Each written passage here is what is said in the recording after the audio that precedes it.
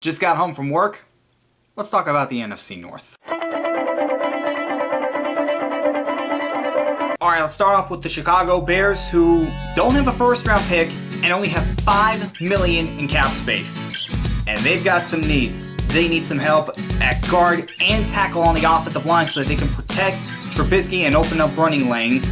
And they need help in the defensive backfield. And their top guy is a guy in the secondary, Adrian Amos. He's been a solid player for them in that secondary. I would like for them to re-sign him because solid safeties are hard to come by in this league, and he's one of them. And some things to keep an eye on. This defense, when they got Khalil Mack, that turned them from an average defense into one of the best. Now, can they build off of that and still maintain that same level or even become a better defense? Mitchell Trubisky. Here's a guy that did really well in his second year. Really showed what he could do. Now he has to take that next level. Yes, he got them into the playoffs. And really, Chicago should have won that game. Got them into the playoffs. Got him into position to win the game. Now in his third year, can he take an even bigger step and show he is the franchise for the Bears? And finally, who's the kicker going to be? Their kicker struggled last year. Missed a lot of field goals. Missed some extra points.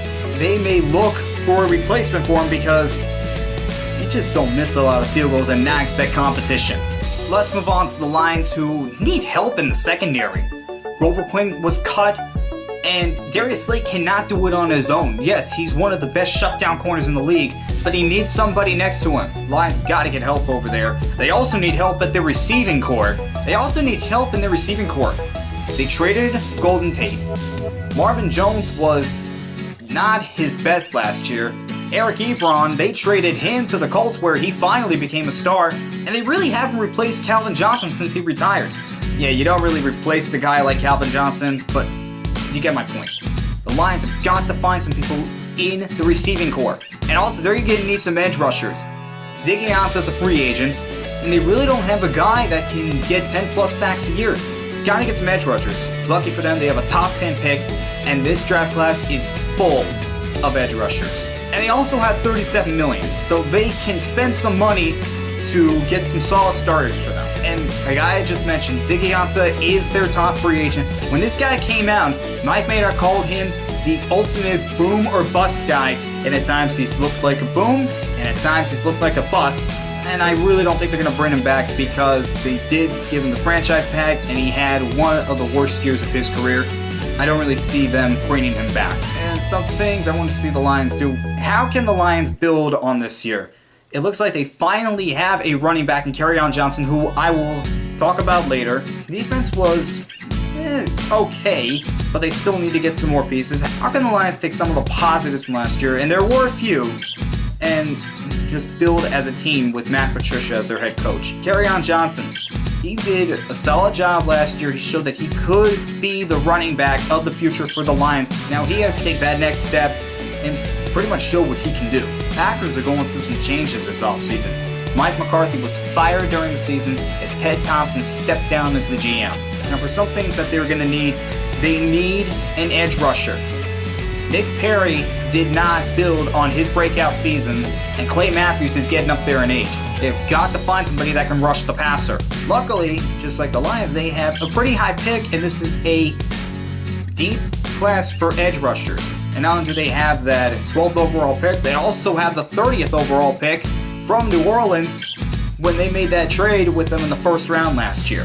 They got 2 first-round picks that could potentially make them one of the winners in this draft if they use them right. And they also have $34 million in cap space, so they can build on their needs.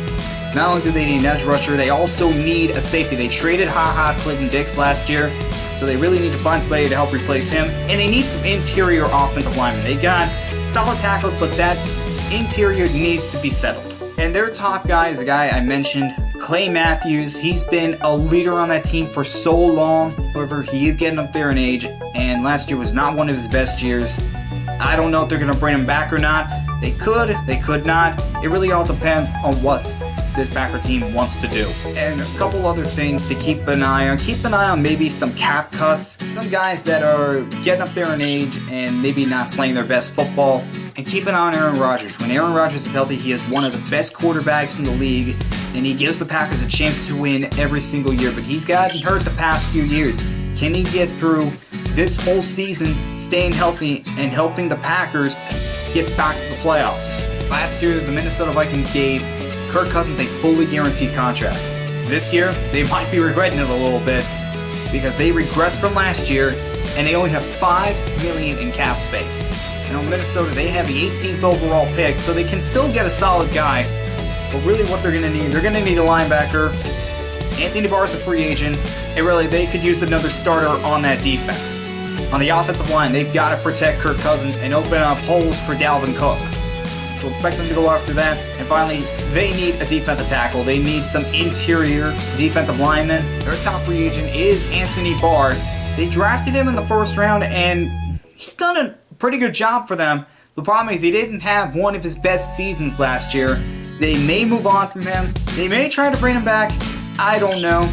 And keep an eye on Kirk Cousins. Last year, like I said, they gave him a fully guaranteed contract, and they didn't even get back to the playoffs after being in the championship game the year before.